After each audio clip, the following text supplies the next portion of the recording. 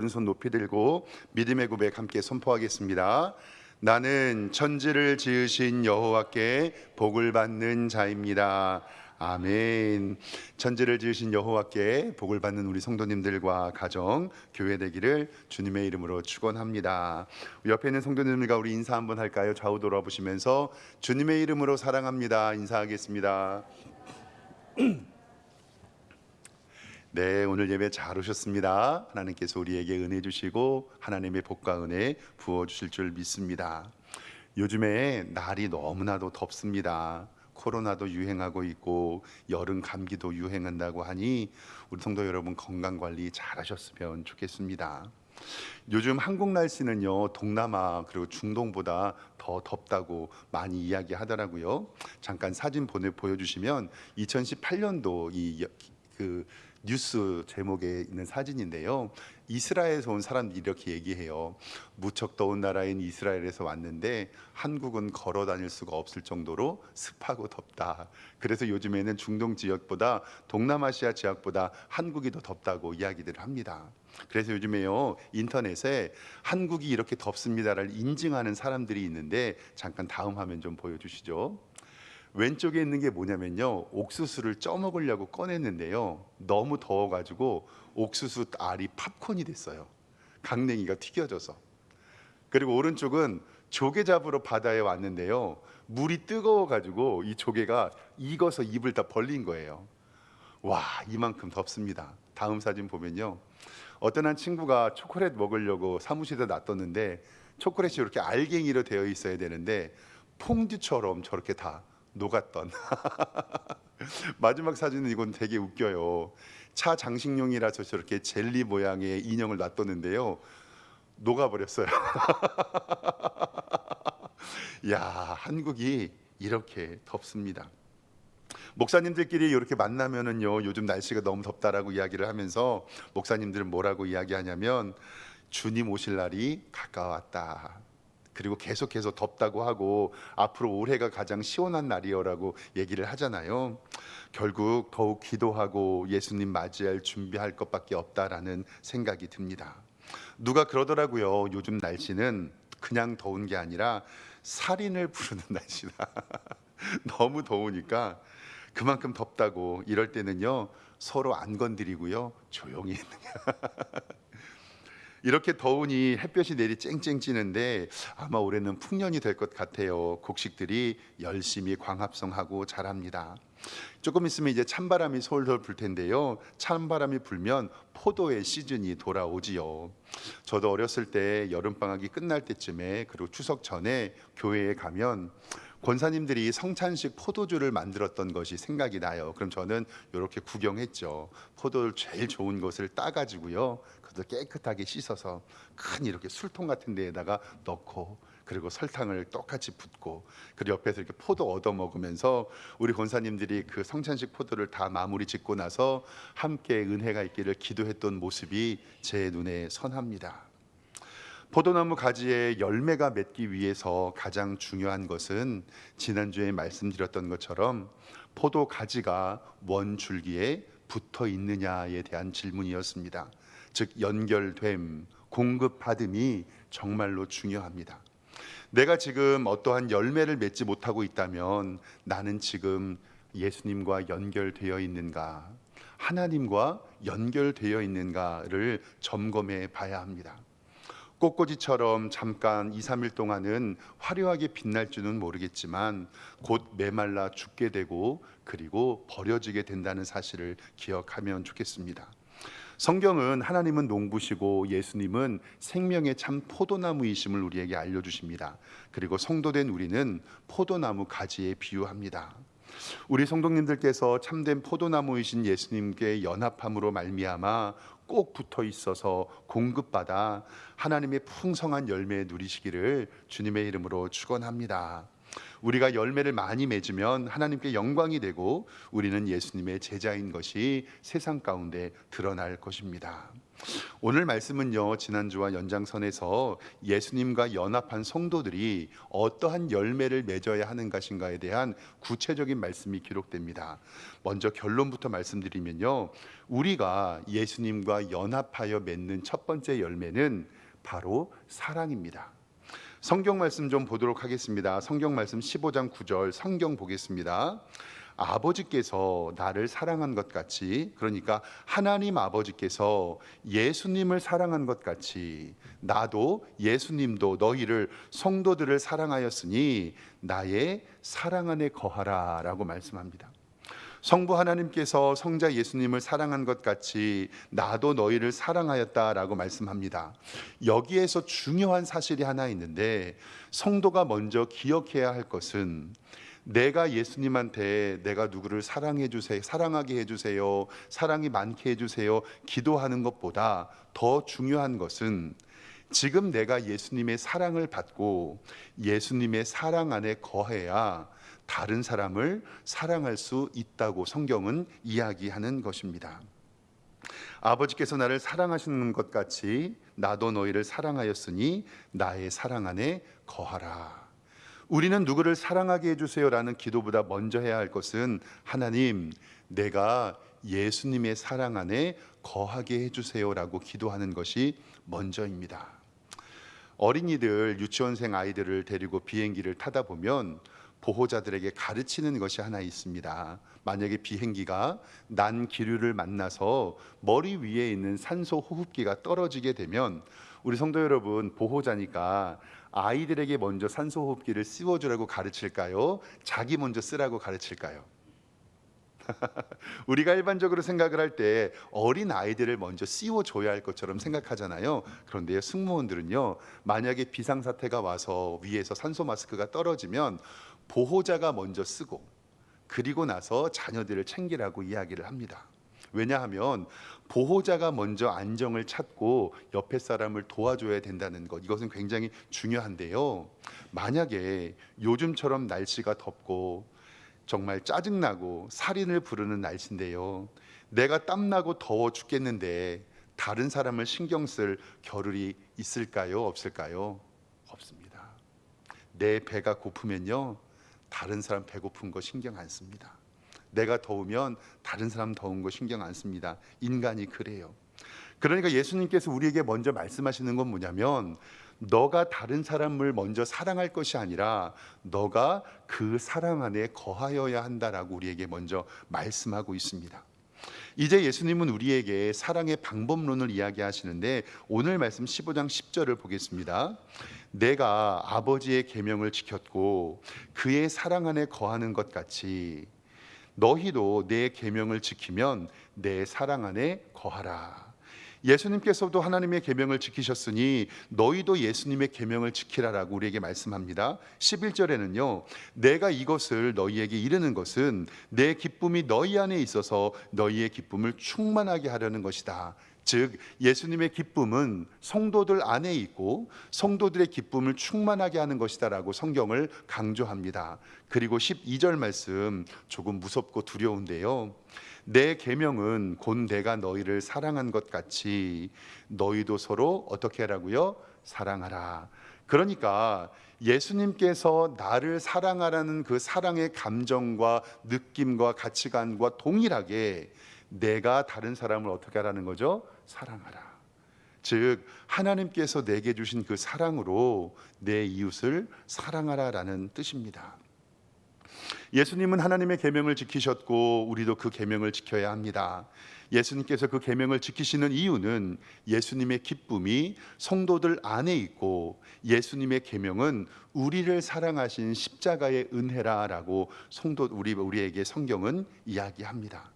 즉 예수님께서 십자가 지심으로 우리에게 대한 사랑을 확정하셨는데 그 사랑으로 너희가 서로 사랑하라. 즉 우리가 서로 사랑하는 것은 하나님의 신적 권위를 가지고 아가페 사랑으로 서로 사랑하라라고 우리에게 말씀하십니다.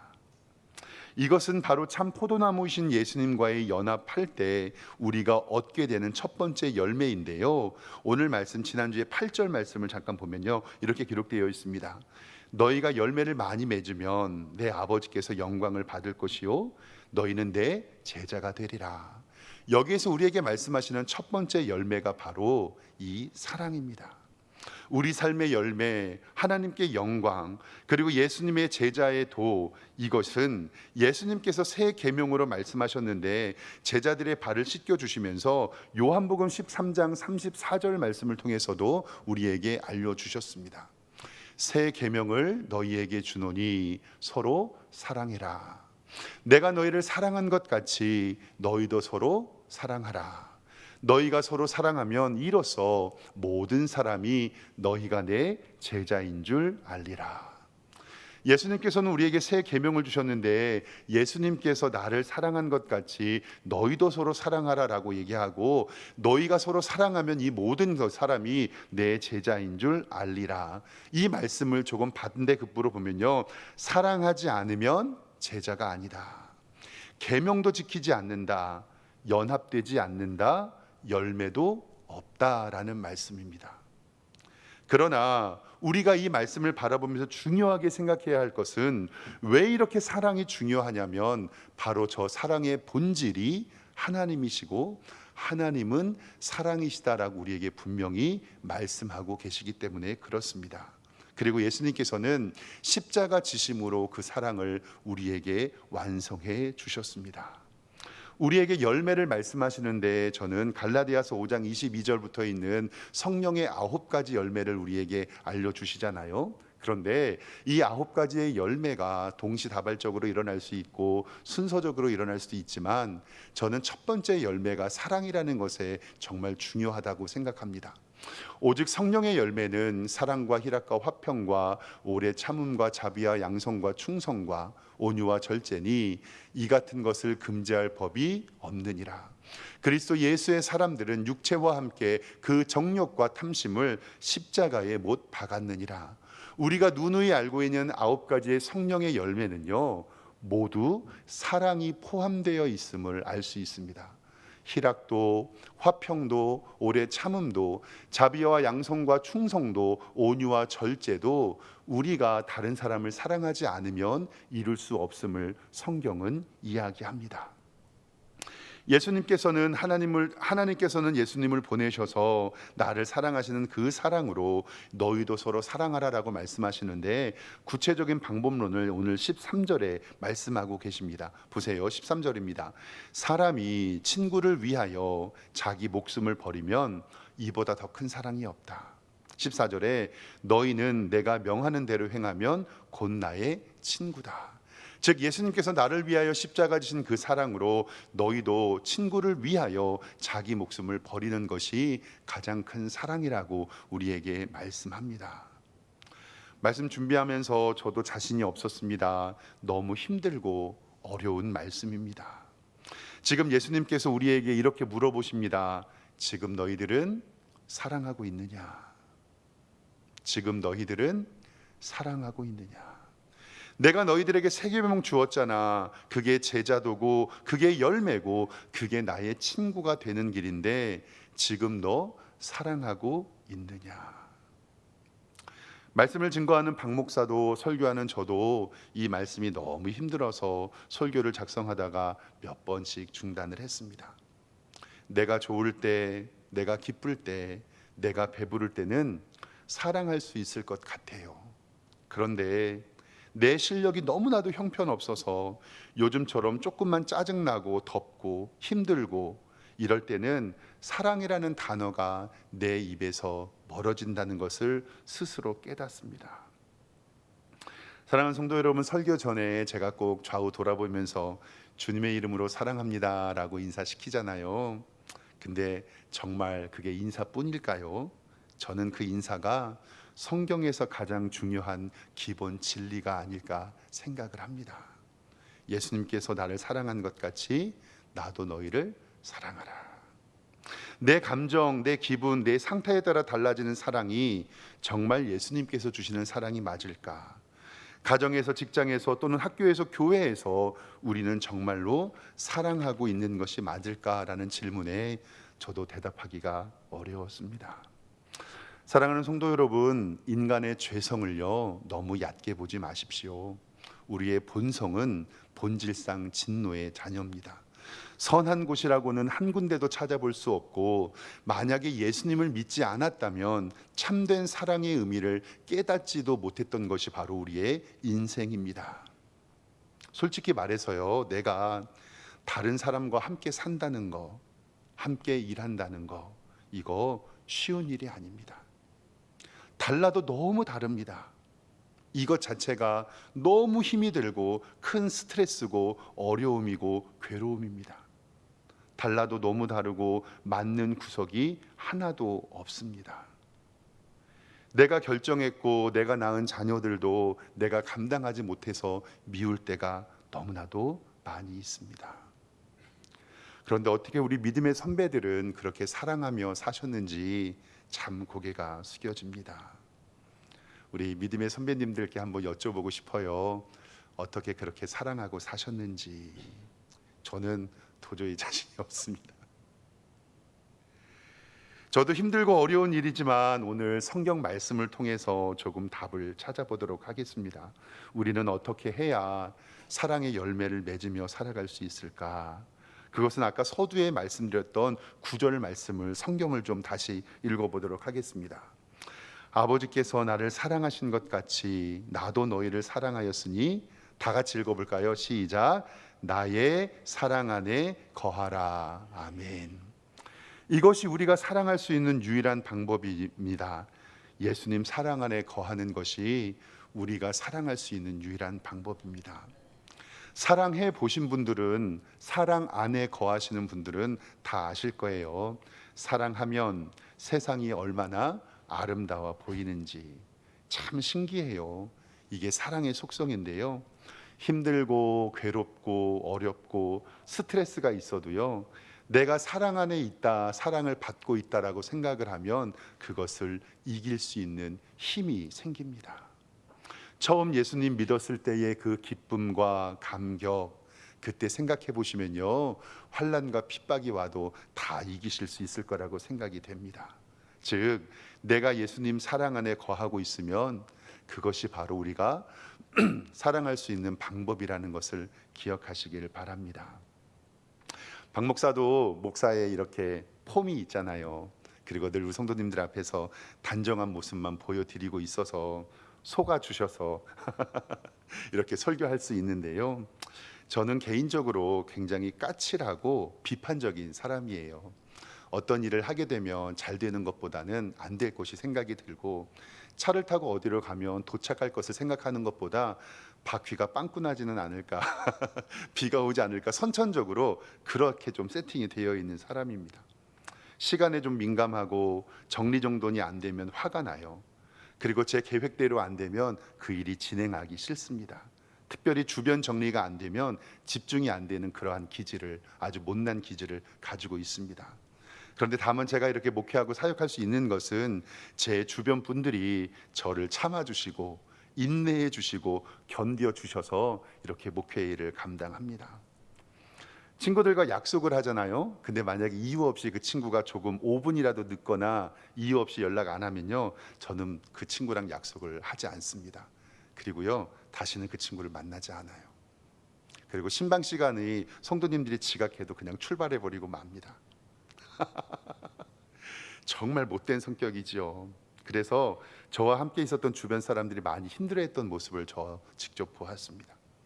저도 지칠 때가 있습니다. 교회에 혼자 있다 보니 이렇게 동역하는 성도 사역자들도 없고, 때로는 쓸데없는 생각이 들 때도 있고, 육체적으로 어렵고 고통당할 때도 있습니다. 제가 지치고 은혜롭지 못하고 그리고 혼란 가운데 있었을 때 집에 가면 눈에 보이는 게 다 지적거리로 보입니다. 집도 지저분해 보이고 정리도 안 돼 있고 눈에 보이는 것들이 다 혼낼 일들입니다. 그때는 집이 아니라 집 구석이 됩니다. 그리고 아이들에게 짜증을 많이 내죠. 그런데요, 제가 성령님과 민감하게 반응하고 설교 준비하면서 은혜 받고 교회에서 기쁜 일이 있어서 제 마음이 평안하잖아요. 그러면요, 집이 어지러워도 집에서 화 낼까요, 안 낼까요? 아닙니다. 이게 진짜 신기해요. 내가 하나님의 은혜 가운데 있고 예수님이 나를 사랑한다고 느끼고 내가 말씀 가운데 거하고 있는데 집이 어지러워도 신발장 정리가 안 돼 있어도 분리수거가 되어 있지 않아도 난장판이 되어 있어도 이런 마음이 드는 거예요. 내가 하면 되지. 내가 하면 되지. 이건 정말 중요한 건데 우리가 힘들고 괴롭고 지치는 것, 즉 우리의 환경의 문제, 주변의 문제는 내가 다른 사람을 사랑할 수 있는 조건이 안 된다라는 사실이에요. 즉 내가 다른 사람을 사랑할 수 있는 조건은 뭐냐면 지금 내가 어디 안에 거하는가? 예수님 안에 거하는가? 내가 은혜 안에 있는가? 내가 성령 충만한가? 내가 하나님의 복을 누리고 있는가? 내게 하나님의 기적이 임하고 있는가가 우리의 상황을 결정하는 것이 절대로 주변 환경에 따라서 결정되는 것이 아니라는 거예요. 만약에 주변의 환경 때문에 내가 사랑할 수 있다고 하면 그것은 잘못된 동기입니다. 즉, 내 안에 예수님이 있을 때 우리는 우리의 가족과 우리의 성도들과 우리의 식구들과 우리의 기업의 사람들을 사랑할 수 있다는 것을 꼭 기억하시기를 바랍니다. 요즘에 재미있는 글이 많잖아요. 저 이 글 보고 깜짝 놀랐는데 화면 잠깐 좀 보여주실까요? 사람의 여유는요 통장 잔고에서 오고요 사람의 상냥함은 탄수화물과 당분에서 나온대요. 야, 이렇게 말을 재밌게.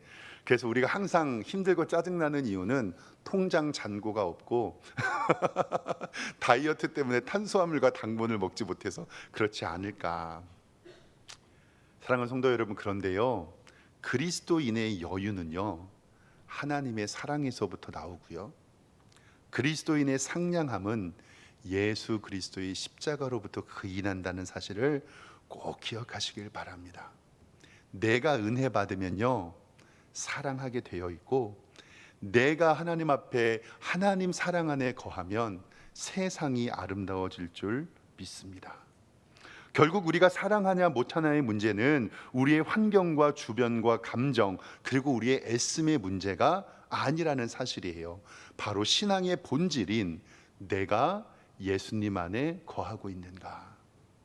그러니까 우리의 질문, 지금 사랑하고 있습니까? 이 질문은 변화해야 되는 거죠. 지금 여러분은 예수님 안에 거하고 있습니까? 열매 맺고 있습니까? 제자입니까? 이것이 똑같은 질문임을 성경은 이야기하고 있습니다. 사랑하지 못함에 아파하지 마시고요 예수님 안에 거하지 못하고 계심에 아파하시기를 바랍니다. 오늘 예수님께서 나를 친구라고 부르신 것은 예수님의 계명을 지키는 자에게 말씀하시는데 오늘 15절에 이렇게 기록하고 있습니다. 이제부터는 너희를 종이라고 하지 아니하리니 종은 주인이 하는 것을 알지 못함이라. 너희는 친구라 하였노니 내가 내 아버지께 듣는 것을 다 너희에게 알게 하였음이라. 우리의 신분이요 종에서 친구로 상승되었습니다. 왜 그러냐면 종은 주인의 뜻을 알지 못하지만 친구는 주인의 뜻을 안다라고 이야기합니다. 즉 우리가 예수님의 친구가 될 수 있는 것은 하나님의 말씀을 이해하고 그 뜻대로 살아가기 때문에 예수님께서는 우리를 친구로 불러주십니다. 그 말씀은 요한복음 14장 21절에 기록이 되어 있습니다. 나의 계명을 지키는 자라야 나를 사랑하는 자니 나를 사랑하는 자는 내 아버지께 사랑을 받을 것이고 나도 그를 사랑하여 그에게 나를 나타내리라. 그러나 나를 사랑하지 아니하는 자는 내 말을 지키지 아니하나니 너희가 내 말을 지키지 않아 너희가 듣는 말은 내 말이 아니요 나를 보내신 하나님의 말씀이니라. 아멘. 종이 친구가 되는 것은 아버지께 들은 말씀, 우리에게 알려주신 말씀을 순종하며 사는 삶이라는 것을 성경은 이야기합니다. 즉 너희는 하나님의 자녀는 하나님의 자녀답게 살아라. 왕의 자녀는 왕의 자녀답게 살아라 라고 하는 것이 바로 오늘 말씀의 진리입니다. 참된 포도나무 비유를 우리에게 알려주시며 연합과 함께 함께함의 원리를 우리에게 알려주십니다. 그리고 풍성한 열매를 맺으며 기도의 응답도 우리에게 말씀해 주십니다. 그런데 성경에서 말하는 풍성한 열매의 첫 번째 응답이 무엇이냐면 오늘 16절에 기록되어 있습니다. 너희가 나를 택한 것이 아니고 내가 너희를 택해 세웠나니 이는 너희로 가서 열매를 맺게 하고 너희의 열매가 항상 있게 하여 내 이름으로 아버지께 무엇이든지 구하든지 다 받게 하려 함이라. 우리 세상에 있는 영적이고 육적이고 돈 버는 그런 열매라고 생각하지만 그 열매, 그리고 너희가 구해야 할 것은 바로 17절의 결론에 정확히 나와 있습니다. 뭐냐면 내가 이것을 너희에게 명함은 너희로 서로 무엇하게 하려 하심이라? 사랑하게 하려 하심이라. 사랑이 바로 연합의 결과이며 기도의 응답이며 제자도의 핵심이며 예수님이 가장 기뻐하시는 일이 바로 사랑이라는 것을 성경은 우리에게 알려주고 있습니다. 사랑이 참된 포도나무이신 예수님의 열매임을 꼭 기억하시길 바랍니다. 사랑하는 성도 여러분, 힘들지만 능력이 없어도 모양이라도 사랑하시기를 주님의 이름으로 축원합니다. 억지로라도 가식이라도 외식이라도 사랑하면 억지로 주는 십자가, 그것이 때로는 주의 길을 예비하는 열쇠가 되고 그 가식과 외식이 우리의 인격이 되며 우리의 성품이 된다라는 사실입니다. 십자가에 내 자신을 매일 복종시키며 나는 매일 죽노라고 고백했던 사도 바울, 하나님의 법과 죄의 법에서 매일 싸운다고 이야기를 합니다.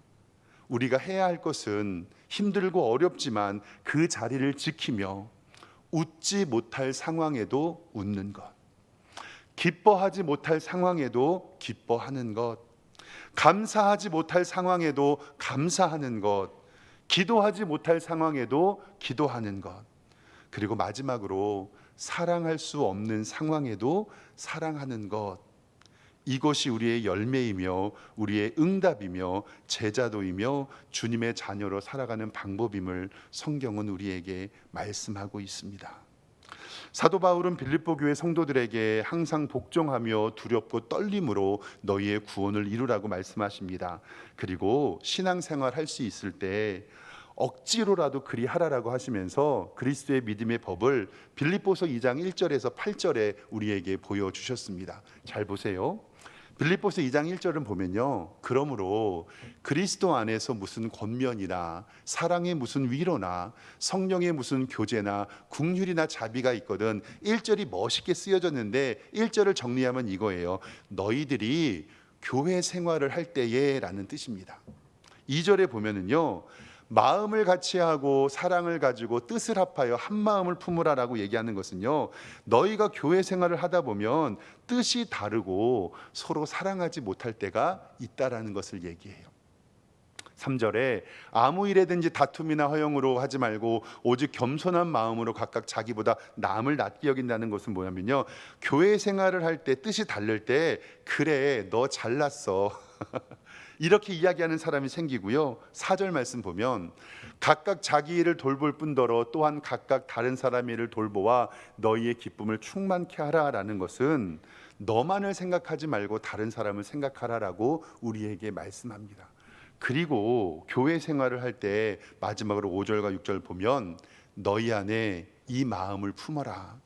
곧 그리스도 예수의 마음이니 그는 근본 하나님의 본체시나 하나님과 동등됨을 취할 것을 여기지 아니하시고, 다음 말씀이요, 오히려 자기를 비워 종의 형체를 가지사 사람들과 같이 되셨고 사람의 모양으로 나타나사 자기를 낮추시고 죽기까지 복종하셨으니 곧 십자가에 죽으심이라. 아멘.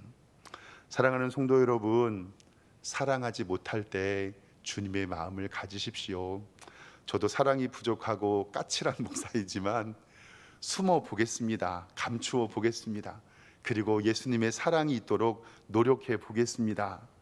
예수님의 마음을 품지 않고 우리가 그 가운데 사랑 안에 거하지 않는다면 그리스도의 사랑은 우리 교회에 나타날 수가 없습니다. 조금 숨겨주시고 이해해 주시면서 그리스도의 마음을 품는 여러분들과 제가 되기를 주님의 이름으로 축원합니다.